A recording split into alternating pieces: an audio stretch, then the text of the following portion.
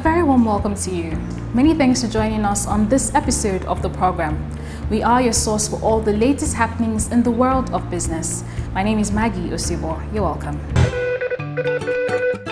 Access to financial services does not only empower people and communities, but often translates to economic growth. Now, some of the world's largest economies like China, the United States and Britain have achieved up to 70% financial inclusion. In Nigeria, efforts are being made to boost financial inclusion to 80% from the current 44%. Almond Productions is currently focused on insurance awareness and education of people at the bottom of the pyramid with our brand new segment, Insurance Street Town Hall, where we educate different groups on the benefits of insurance. Now this week we'll bring you highlights of the group meeting held with riders of motorcycles and tricycles, popularly called Okada and Keke Marua, as well as drivers of buses, popularly called Danfo, at the Lagos Mainland local government. It was quite interesting as Faith got down to their level of communication, Pidgin English. So what more can I say? Sit back, relax, and enjoy the lineup. Details in just a moment. Please stay with us.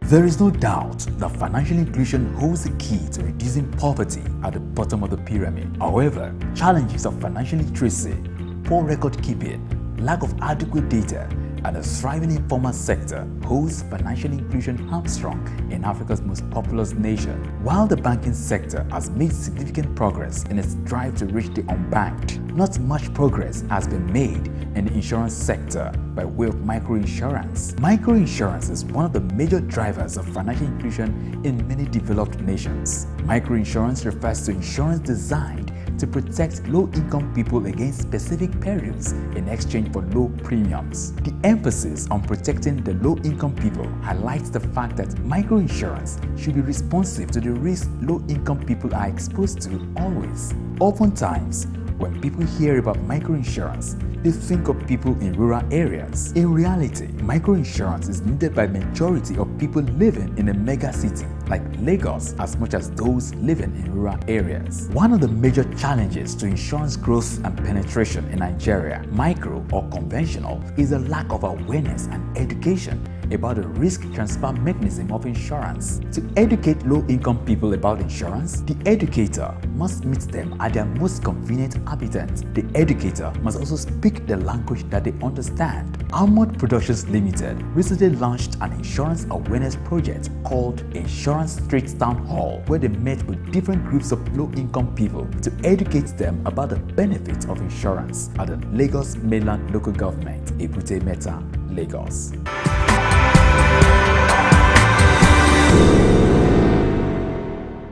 My name na Faith Uwodi. Na me go dey moderate. If una get question, na me go dey collect the question. I no fit speak Yoruba, even though na this Lagos they born me. The only Yoruba wey I know my name for Yoruba.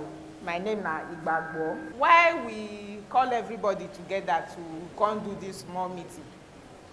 We say all of una. Now the bus drivers, then they here, Keke Marua drivers, then they Abi? Yes. Okada riders, then they here. Most time, if you ask some of una members, you see them outside, you get insurance, they say, insurance, what if it that one? I don't know, I don't need them. But say that true say una no need insurance. Some of una say, no be say una no say insurance good. Some don't do them. The story will come out from inside, no sweet una belle, abi a lie? So everything, those way like, those way no like, those way don't do insurance before, and insurance people can't be like, say that they play the small wayo. Everything now I go talk for here today. Any question where you get, anything where insurance people don't do you where you know like, everything where you get, now today you go talk am. As I don't introduce myself, my name na Faith Uwodi, na me go be una moderator. Me, I no fit speak Yoruba, but those who fit speak Yoruba, then they here. We don't know say this meeting, no be for too racy, no be too much grammar. Forget say I wear this suit, but we go speak language where everybody go understand. The two people wey sit down for on top high table here, make I introduce them. This man, his name na Mr. Lanre Ojuola, na him be Director of Operations, Nigeria Insurance Association.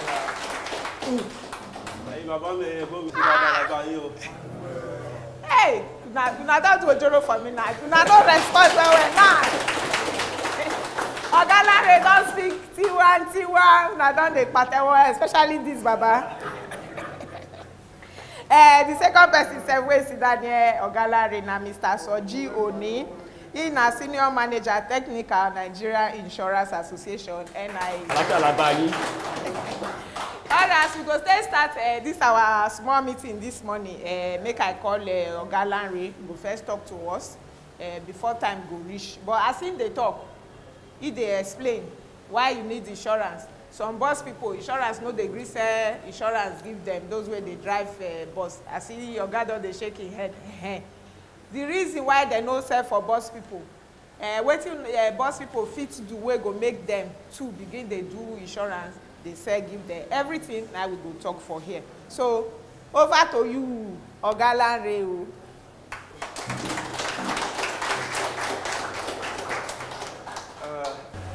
Ọ̀rọ̀ mi kò ní pọ̀ lọ títí, àmọ́ ibi tí mo bá ti bẹ̀rẹ̀ kò ju pé inú mi dùn nígbà tí olùkọ́ wa sọ pé ṣé a fẹ́ insurance àbí a fẹ́. Àwọn mo dẹ̀ rí pé gbogbo ló sọ pé a fẹ́. Insurance lédè tiwantiwa wọ́n lè tó má dàndófò ni. And tẹ́ bá wo iṣẹ́ tá à ń ṣe, àwa tá à ń wa dánfó, tá à ń wa ọ̀kadà, tá à ń wa kẹ̀kẹ́ napep, ẹ rí pé oríṣiríṣi ìjàmbá ló ti ṣẹlẹ̀. Àwọn ìjàmbá tó ń jẹ́ pé kò ń ṣe pé bóyá èèyàn náà mọ̀ ṣe, a lè máa wa ọkọ̀ wa lọ ká dédé bọ́ sẹ́nu tírélà inú kólódé wa kó kékeré ni kó kọjá lọ. Ìmí àwà káyà kó dédé fọ́, sọ̀rọ̀ mi tó dẹ̀ pé accident máa ṣẹlẹ̀. Oríṣiríṣi nǹkan bẹ́ẹ̀ ló lọ bẹ́ẹ̀ títí èlò ọ̀nà owó la lè gbégbà kó lè tó má dàndófò tíjọba fi gbé kalẹ̀. Táwọn ilé iṣẹ́ oríṣiríṣi náà máa fi gbé tó yẹn kalẹ̀ tó gbé. Tá bá rí àwọn tó bá ń ṣerú àwọn iṣẹ́ báyìí, ọ̀nà wà tá fi lè bá yín ṣe pẹ̀lú owó kékeré tí ò ní parí lára. Tẹ́ bá ti san, tí ìjàmbá bá tiẹ̀ bá ṣẹlẹ̀, tá dẹ̀ rí pé ó ṣẹlẹ̀ lóòótọ́, ó ní owó tó bá yẹ ká ẹ san, gbèsè tẹ́ bá máa jẹ lórí ẹ̀, àwọn insurance companies yẹn ló máa san, kò ní ṣẹ̀yìn. Àmọ́ àti rí pé bó tilẹ̀ jẹ́ pé ìjọba ṣe ní dandan fún gbogbo ẹni tó bá ti gbé ọkọ̀ sójú títì, ìbá jẹ́ ọ̀kadà, ìbá jẹ́ kẹ̀kẹ́ napep àbí dánfó, ó gbọ́dọ̀ ní insurance. Àwọn ilé-iṣẹ́ má dàndófò tó ń ṣe insurance yìí, ìṣẹ́yìn tó fẹ́ ṣiṣẹ́ yẹn kó má jèrè. Nítorí bẹ́ẹ̀ àríkà àwọn kọ̀ọ̀kan nínú wa kábàlá fẹ́ insurance yìí wọn kì í fẹ́ ṣe fún wa. Nítorí pé owó táwọn náà ti fojú rí lóye bí ọdún mélòó sẹ́yìn kò bọ́ sí. Kábàdé máa wò tẹ́ bá wo àwọn kọ̀ọ̀kan nínú wa, mi ò sọ pé gbogbo wa o, àwọn kọ̀ọ̀kan nínú wa tó bá bọ́ sí títì, ẹ rí pé ìṣọwọ́ wa ọkọ̀ ó ní àkíyèsí wo. Kábàdé máa wò owó tá a ṣe insurance fún, tá a gba bẹ́ẹ̀ bí 1,000 naira lọ́wọ́ ẹ̀, tó kí o tí ìjàmbá bá ṣẹlẹ̀, ìjàmbá tó máa tó bí mílíọ̀nù kan, tó dẹ̀ jẹ́ pé aṣélé báyìí ṣe bó ṣe jáde lọ, ó ti kọ́kọ́ lọ jẹ gbèsè 500,000. Ká tó máa tún rí bí ọjọ́ bíi mélòó sẹ́yìn 1 million naira míì tó ti wọlé. Ṣé mọ̀ pé iléeṣẹ́ tó bá ṣe insurance yìí má dàndófò yẹn, ṣé mọ̀ pé kò ní fẹ́ ṣe fún yín mọ́. So ìtorí bẹ́ẹ̀ la ṣe gbé ètò yìí kalẹ̀ pé ká lè jọ wá sọ̀rọ̀ nítorí nùbí, ká sọ bá ṣe lè ṣe kó lè yé wa àwọn ìwà tó yẹ ká wù, àwọn iléeṣẹ́ tó ṣetán láti ṣètò má dàndófò yìí fún wa, kájọ rò pọ̀. Ó ṣe é ṣe náà kó jẹ́ pé àwọn kọ̀ọ̀kan ló wá ti ṣe nígbà kan rí tó jẹ́ pé ohun táwọn náà ti fojú rí bí a kò bọ́ sí, bóyá àwọn iléeṣẹ́ kọ̀ọ̀kan tó ń ṣe kíní fún ìgbà tó di pọ̀rọ̀ pé ká sanwó claim dé wọ́n bẹ̀rẹ̀ sí ní yọ̀sẹ̀gẹ̀ rẹ̀ gbogbo ẹ̀ la máa yanjú lẹ́nu. So màá rọ̀ yín gbogbo ìbéèrè tẹ́ bá ní sọ fún wa àdẹ́ dáhùn ẹ ṣé. Make I call Mr. Soji make he put small mouth on top wetin Oga Lanre don talk before we go come begin collect question. Oga Soji, over to you, sir. Ọ̀gá mi ti sọ àwọn ọ̀rọ̀ wọn ní sọ̀rọ̀ tán ṣùgbọ́n mo kàn fẹ́ fi àfikún díẹ̀ sí ni. Tá bá sọ pé iléeṣẹ́ Madandofo à ń sọ nípa iléeṣẹ́ tó wà láti dá wa sí ipò tí ohun tí a kò rò tẹ́lẹ̀ bá ṣẹlẹ̀. Ohun tí a kò rò tẹ́lẹ̀ kì í ṣe ohun tá a fi ọwọ́ ara wa fà tá a mọ̀ọ́mọ̀ fà èyí tí a kò rò tẹ́lẹ̀. Èyí torí ẹ̀ la ṣe ní ẹni tí a lè fẹ̀yìntì tá à ń pè ní iléeṣẹ́ Madandofo.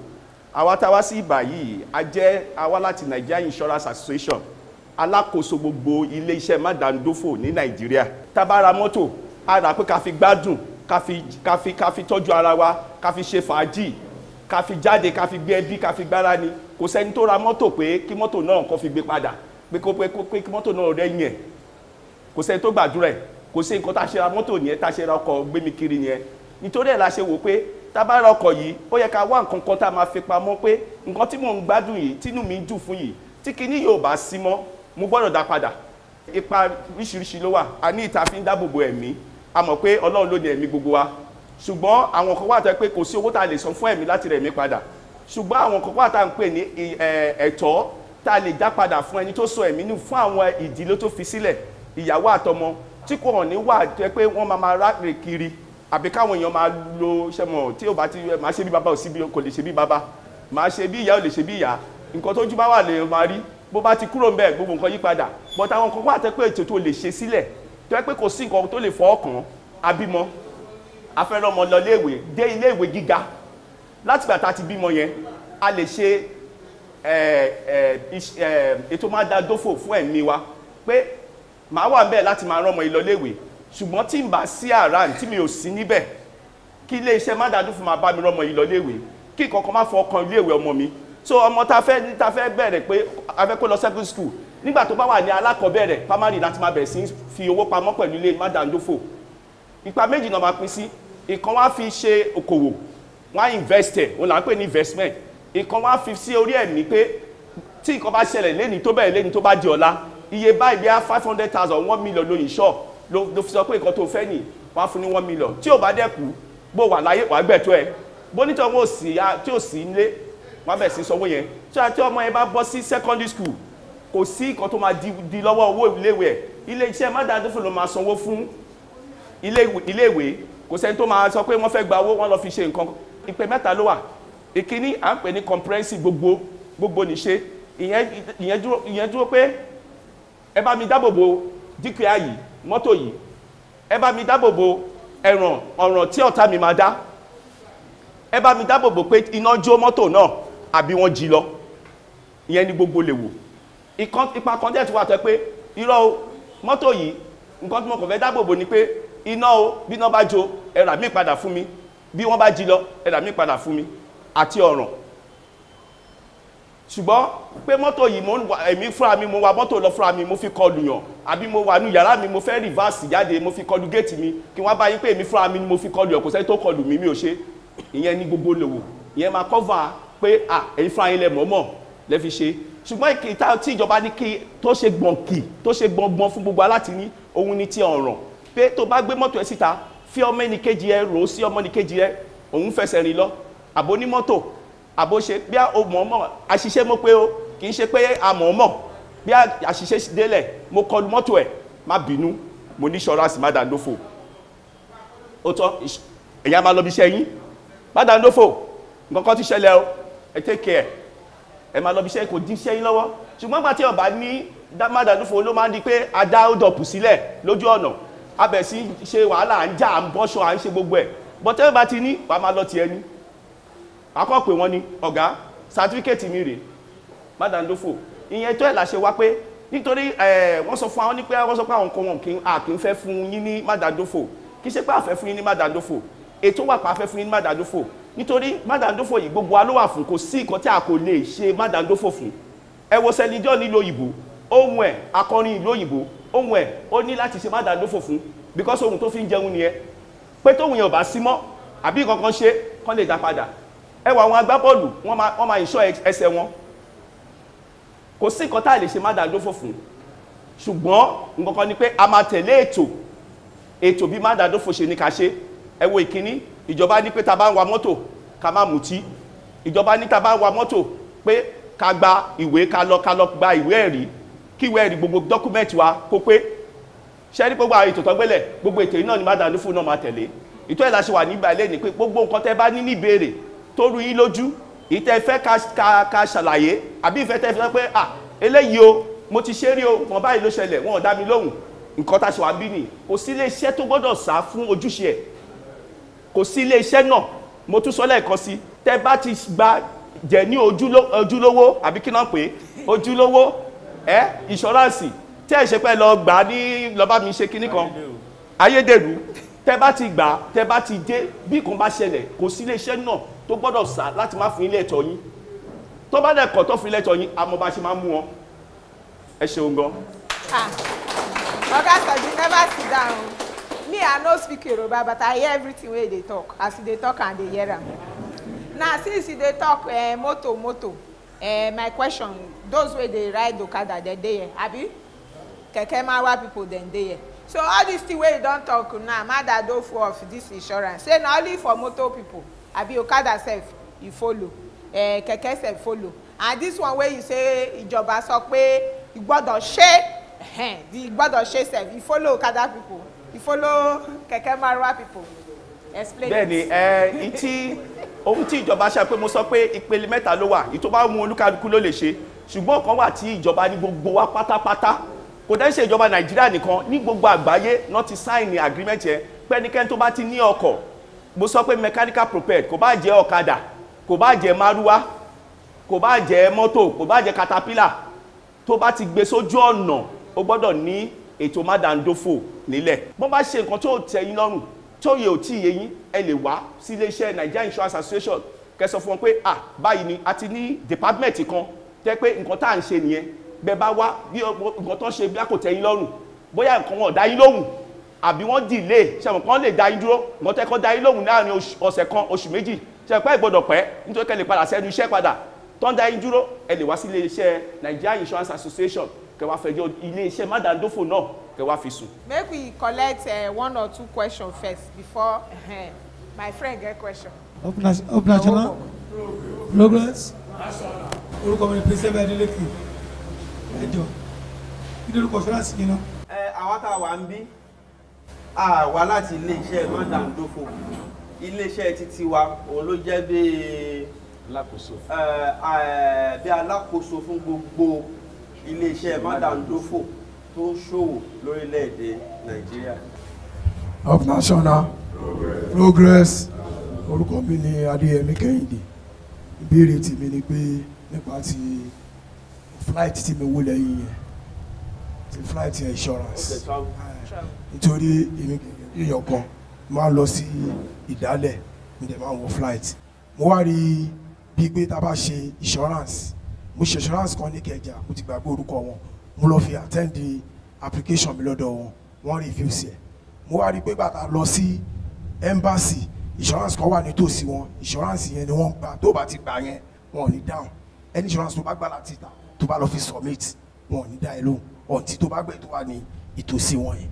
iléeṣẹ́ mádàndófò tí wọ́n ti ní ìbáṣepọ̀ yẹn nìkan náà fẹ́ ìdí tó dẹ̀ wà ń bẹ̀ ni pé torí tí ètò ìjàmbá bá máa ṣẹlẹ̀ bóyá ó máa tètè yá wọn nítorí pé ọwọ́ wọn ti kanwọ́ tó bóyá nǹkan tó jẹ́ pé ó lè má gbà ju ọjọ́ kan ọjọ́ méjì wọn á ti yanjú ẹ̀ àmọ́ tẹ́ bá lọ sí iléeṣẹ́ mi àwọn tó bá jẹ́ pé wọ́n ní nǹkan ṣe iléeṣẹ́ mádàndófò tó yẹ pé wọ́n ní nǹkan ṣe pẹ̀lú àwọn iléeṣẹ́ tó wà ní agbègbè tí wọ́n ìyẹn ló máa ń fún wọn ní ìfọ̀kànbalẹ̀. mo kàn fẹ́ fi àfikún mọ́ nǹkan tí ọ̀gá mi sọ ni ṣẹ́rí gbà míì wọ́n tó máa ń ṣẹlẹ̀ ni pé ṣẹ́rí nǹkan tẹ́ gbà yìí ẹ lè ló ń bí ọ̀hún lẹ ti máa lò bóyá olú ẹ ṣàìsàn wọn fẹ́ ká lọ di bùkátà sílùú wọn jẹ́ pé orí fún ẹ o fẹ́ onípalára o ní accident lọ́hùn so torí ẹ̀ lọ́hùn ibẹ̀ ni hospital wọn wà ibẹ̀ ni gbogbo nǹkan wà àwọn tó máa bójú tó yín so wọ́n ti ní bí ọ̀gá mi ṣe sọ wọ́n ti ní ìfọwọ́sowọ́pọ̀ pẹ̀lú àwọn iléeṣẹ́ amádàdófò ń bí báyìí irú ìsìn tẹ bá ti gbà mí báyìí àwọn kan wá tẹ pé gbogbo àgbáyé tẹ bá wà ló cover à ń pè ní personal accident yín ibikíbi bẹ́ẹ̀ bá wà ó ti wà covered so kì í ṣe medical nìkan náà fún yín ní travelling ṣó ti yé sà so nǹkan tí ọ̀gá mi sọ nítorí ẹ̀ ni so kò ṣe pé wọ́n ń dá yín padà pé kẹ́ lọ síbì kan kẹ́ lọ sí kinní kan. máa wá tuntun ok àbí ọ̀kadà àbí mọ́tò so ó máa ń dáhùn òwe kan tó máa ń fún wa tó insurance. ok wọ́n á béèrè pé insurance yẹn ò yé mi ṣé lẹ́yìn insurance yẹn a sì máa wá insurance mi ní àbí yẹn náà. tó máa ń ta ọkọ̀ bí kẹ̀kẹ́ napep kankan dánfó tuntun àbí tòkunbọ̀ àwọn kan wà tó jẹ́ pé wọ́n ti ní ìbáṣepọ̀ pẹ̀lú àwọn iléeṣẹ́ mádàndófò kan tó jẹ́ pé tẹ́ bá fẹ́ ra ọkọ̀ lọ́dọ̀ wọn wọ́n á ti bá yín ṣe insurance yẹn síbẹ̀ sọ̀rọ̀ mi pé tẹ́ bá ti ra ọkọ̀ lọ́dọ̀ wọn wọ́n á sọ fún yín pé ẹ ní insurance yẹn òun náà ni insurance tá à ń sọ àmọ́ fọ́dún kan náà ni tẹ́nìkan tó ẹ̀kan lè ṣe ni pé òkè tẹ́ bá fẹ́ mọ̀ pé òkè báyà ayédèrú ni ẹ lo *565*11# kẹfì nọ́mbà tẹ́ bá ti gbà sí a sọ fún yín báyà ayédèrú ni àbá ayédèrú kọ́. Up National Progress orúkọ mi ni Jamiu Bello a ṣe ọ̀rọ̀ kan lẹ́ẹ̀kan ọ̀rọ̀ yẹn dẹ̀ tún ṣe ìyá mi náà lẹ́nu díẹ̀ tí n bá ṣe insurance ní ọ̀dọ̀ yín sí tí n bá kọlu mọ́tò kan ẹ máa lọ tún mọ́tò ẹni tí mo kọlu yẹn ṣe mọ́tò tèmi ẹni kí n máa gbé lọ ṣé insurance méjì ni máa ṣe lọ́dọ̀ yín pé ajẹ́ mọ́tò tí mo bàjẹ́ yẹn àti mọ́tò tèmi ajẹ́ máa tún ṣe fún wa bẹ́ẹ̀ ni tún ṣe ṣé insurance yẹn máa pé méjì ni àbówó ẹ̀ price yẹn máa yàtọ̀ nítorí tí n bá kọlu mọ́tò ní mọ́tò nsìn tí mi ní owó tí fẹ́ fi tún ṣe ni máa pe insurance mi kọ́ bá mi ṣe tèmi tẹ́ni wọn ní tún ṣe yẹn ṣé double money ni màá máa san lé ní orí tó jẹ́ pé insurance á lè tún mọ́tò ẹni tí mo bàjẹ́ ṣe àti ti tèmi tí mò ń lò. owó yẹn yàtọ̀ sí 5,000 yẹn owó yẹn tẹ̀ pọ̀ dáadáa ju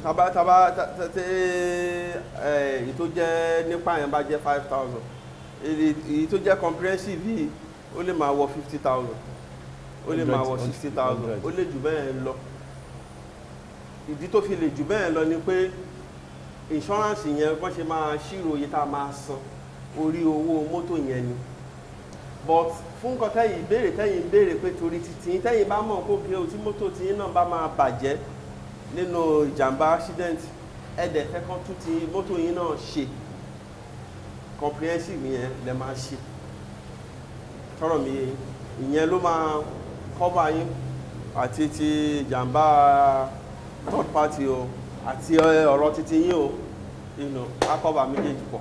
abeg give them where una address dey no be say my people go dey find una for Lagos where dem go come meet una. address wa ibi tí a wà Ìkòròdú road la wà number 264 Ìkòròdú road níbi Savoy bus stop lọ́ba níkòrò ibẹ̀ ní iléeṣẹ́ wa wà tédè àyèdè bẹ́yẹn báyà ti wà ẹ̀yẹn wá sọ́dọ̀ wa ẹ sọ fún wa bọ́rọ̀ bá ṣe rí á bá yanjú ẹ. you get any issue with insurance company say something happen dem no gree answer you I go talk am for Yorùbá tó o bá tètè dá yín lóhùn ẹ lọ sọ yín ọ́fíìsì àwọn pípò yìí ẹ lọ sọ́fíìsì wọn ẹ lọ complain níbẹ̀ pé ọ tètè dá yín lóhùn gbogbo insurance company o no anyone wey e no dey under their association anyone wey you follow do business dem no quick answer you you fit go meet these people the address dey for Ikorodu road here go complain say oga o na come meet us that time o I do this insurance my motor hit somebody for road o I tell dem say I get third party insurance now dem no wan settle the matter and I no get money go meet dem dem go call the insurance company dem go settle everything. Slowly but surely, we've come to the end of the show this week. Many thanks for being a part of it. Do join us again next week for a fresh package. In the meantime, feel free as always to connect with us on all our social media platforms. Our parting shot this week, Shay Law in his element at the 2018 Almond Insurance Industry and Consumers Night. Once again, my name is Maggie Osibor. From the entire crew, it's goodbye.